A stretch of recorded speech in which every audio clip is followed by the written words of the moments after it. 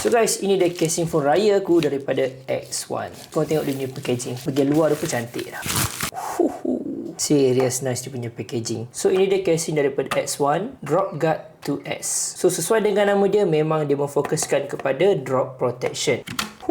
Wow, serius saya cakap, sangat-sangat berkualiti. Memang betul-betul tebal dekat bahagian sini. Kau nampak design dalam dia ni? Dia tebal and sangat-sangatlah keras. Jom kita terpasang dulu dengan iPhone 17 Pro Max warna orange ni. Nampak okey ke tak? So aku ingatkan tak nampak cantik tau, sebab dia warna orange dan nak masuk casing warna hitam macam ni. Tapi wow, cantik. And yang paling penting tau, dia protect semua bahagian belakang ni, and dia buat cut out dekat bahagian kamera, flash dan juga LiDAR and microphone. And ada logo S1 dan juga ada kickstand yang ni boleh pusing-pusing. Satisfying. So korang boleh letak macam ni lah. Nak landscape macam ni ataupun nak vertical, buat macam ni. Memang tak jatuh. Aku suka bunyi dia, korang dengar.